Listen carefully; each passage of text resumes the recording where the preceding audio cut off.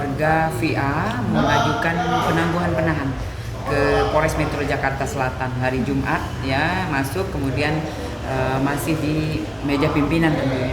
Jadi untuk proses itu bergulir ya Mbak. Jadi itu memang ada pertimbangan-pertimbangan tentunya dari pimpinan dan yang jelas ada di penyidik ya. Itu yang dipertimbangkan. Yang jelas surat sudah kita terima, kemudian sudah ditindaklanjuti tentunya ya. Dia tadi bawain kopi, dia yang penting kopi dia. Tadi kopi sama makanan yang dia suka kan, biskuit-biskuit atau makanan-makanan ringan lah, snack-snack gitu. Iya betul, itu aja paling coklat, iya, roti. Gitu. Dia kan suka, dia kan seringnya kan ya roti ya makannya kan, jadi maksudnya nyemilnya kalau pagi gitu, paling gitu aja. Ya kayak biasa normal lah. Iya masih. Hari Kamis besok? Iya masih. Paling ya itu dia permintaannya itu Permintaan kopi, itu, iya. kopi gula aren kalau dia. Sesimpel itu Iya, Simpel itu ya. Ya nggak banyak. Wow makan yang begini-gini enggak sih, paling itu aja. Penangguhan penahanan mungkin dari kuasa hukum kita kali ya. Kita juga belum paham ya. Mungkin nanti. Bang Rasman. Iya, mungkin nanti Bang Rasman sama Bang Rahmat nanti mungkin yang bisa jelasin untuk hukum-hukumnya gimana. Iya. Gitu. Penangguhan penahanan itu adalah hak dari tersangka ya, mengajukan ke Polres Metro Jakarta Selatan yang menerbitkan surat perintah penahanan. Jadi di situ memang diatur di dalam undang-undang bahwa keluarga atau tersangka dapat mengajukan penangguhan penahanan. Ya kalau itu yang jelas nanti setelah suratnya sudah diterima atau sudah ditindaklanjuti, kemudian sudah ada jawaban dari pimpinan kita terutama dan penyidik, pasti kita update. Terus ada info lebih lanjut? Belum ada. Makanya kita baru datang. Makanya baru datang nih, kita baru tahu kondisinya lagi udah botak dia gitu. Oh ya udah, Dek, botakan rambut doang kan bisa tumbuh lagi nanti gitu. Penyemangat lagi gitu. Penyemangat ya, rambut Iya. numbuh lagi nanti, udah tenang aja. Dirapikan aja rambutnya, karena memang kan sebelumnya rambut Fadel itu kan terlalu panjang kan. Nah, dia khawatirkan kalau di dalam sel itu susah untuk perawatannya, jadi rambutnya dirapikan. Informasinya kemarin. Oke. Psikisnya pertama begini, Fadel itu selalu menyatakan dirinya, Bang, saya kuat. Ya. Orang abang tenang aja, yang penting dampingi Fadel terus, kita berjuang sampai akhir Bang. Itu pesan Fadel gitu. Karena memang Fadel selalu bilang, Bang ini bukan pertama kalinya saya di sini Bang. Jadi saya pasti kuat dan saya pasti bisa melalui ini Bang. Orang abang yakinlah ini semua fitnah kepada saya. Itu pesan Fadel. Kalau kondisi mata ketika saya mau pulang gitu ya berlinang, berkaca gitu. Artinya dia sedih ditinggalkan gitu kan. Tapi itu hal yang wajar bagi saya kan. Ya, siapa juga yang nyaman di dalam itu kan gitu kondisinya. Kami tim hukum sedang mengajukan permohonan untuk penangguhan. Kita lihat Pak Kapolres. Kalau pra-peradilan, kalau gelar perkara khusus, itu sedang kami dalami dengan keluarga. Nah, saya tanya Rahmat tadi yang datang ke sana, Fadel sehat. Saya tanya Martin gimana, Martin juga, kata Rahmat juga sehat. Nah, dia sudah diperiksa sebagai tersangka. Tinggal pelimpahan. Pak Kanit, Bu Kanit maksud saya, Bu Citra cerita ke saya, mereka akan upayakan 20 hari ini, sebelum 20 hari, dia tahanan pertama, 20 hari pertama, itu akan diburu, mudah-mudahan bisa P21. Nah, nanti kita buktikan.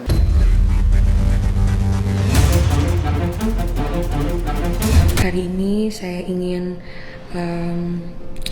menyampaikan beberapa pesan terhadap kalian semuanya. Di sini aku juga sebenarnya ingin meminta maaf sebesar-besarnya ke Mimi aku sendiri. Maafin Loli kalau emang Loli banyak salah ke Mimi. Maafin Loli kalau misalnya di sini Loli masih keras dan belum bisa dewasa, karena kan mungkin emang faktor usia juga.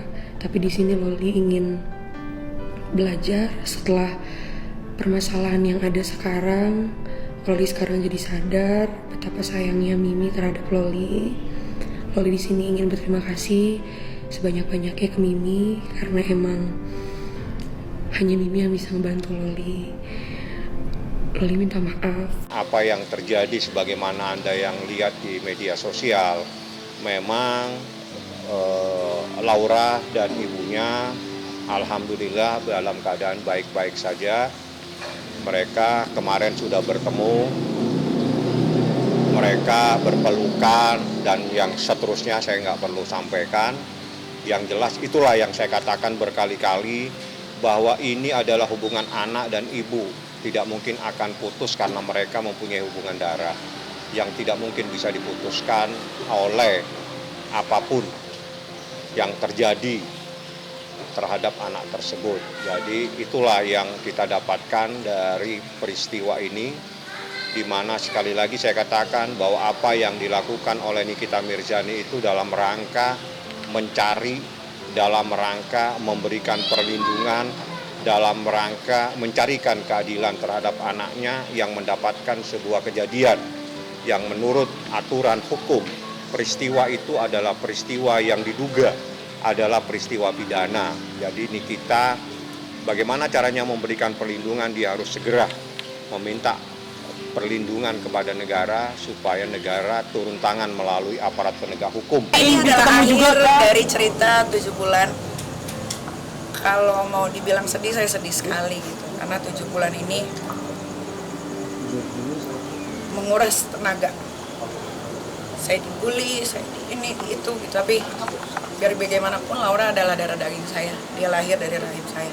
Jadi harus saya perjuangkan. Alhamdulillah selesai di esok hari. Jadi jangan ditunda-tunda lagi karena udah capek pikirannya. Saya tidak boleh sampaikan dia ada di mana. Sebagaimana yang berkali-kali saya sampaikan, dia ada di tempat yang sangat istimewa. Belum, dia sangat tempat istimewa karena dia masih ada dalam proses hukum.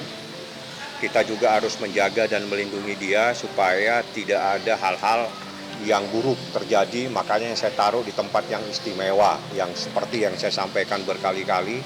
Tempat istimewa ini untuk membedakan tempat yang sebelumnya.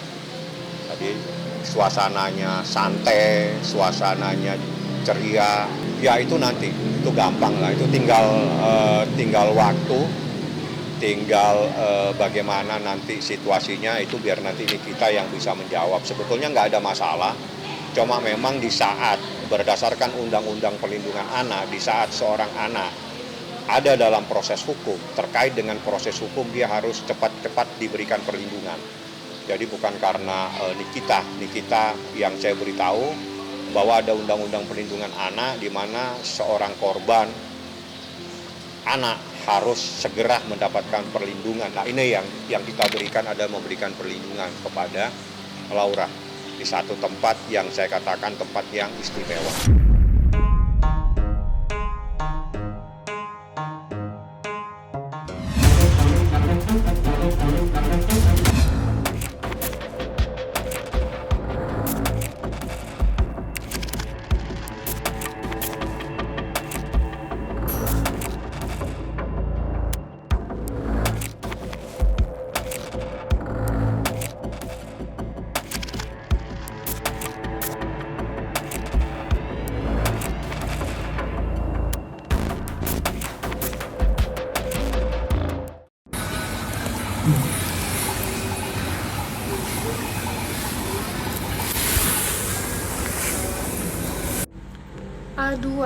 Aduh, ngapain sih 3 tahun lalu itu masih dibuka-buka? Kalau mau adu-aduan, gak usah adu-aduan buka-buka aib orang. Kita bercermin aja. Sebelum menunjuk orang, ini ada 4 jari yang nunjuk ke arah kita. Introspeksi diri. Apakah kita udah lebih baik dari orang itu? Apakah kita sudah berguna untuk orang lain? Atau kita sudah bisa melakukan segala sesuatu yang saya lakukan? Kita kan mesti melihat siapa yang memulai, lalu siapa yang meminta maaf. Kalau kita melihat dalam jejak digital itu kan, dia membuka seolah-olah Novi itu memiliki masa lalu, itu kan dari pihak HK, bukan Novi. Saat itu yang di-share kepada publik sama sekali tidak menyebut nama siapa. Dan kebetulan HK merasa bahwa itu adalah chat dia dengan Tenovi. Itu tafsiran beliau. Tapi apa yang dilakukan Tenovi berbeda dengan sikap HK dan Dr. Togar Sitomorang selama ini memframing tentang adanya hal-hal yang bersifat aib pribadinya Novi, yang menurut Tenovi itu sama sekali tidak mengandung nilai kebenaran. Sebenarnya kalau Novi itu sudah mengakui salah ya, dia sudah mengakui salah. Ya sudahlah, akui secara terbuka masalah ini sudah selesai. Tapi dia tidak mau memperpanjang terus, memperlebar terus, memperluas terus permasalahan ini menjadi luas. Apalagi nanti munculnya somasi ini, dia sengaja untuk bikin luas gitu. Tapi saya nggak masalah. Silakan lanjutkan sampai di mana, silakan lanjutkan gitu. Dalam prinsip pidana itu siapa yang mendalilkan maka dia yang harus membuktikan.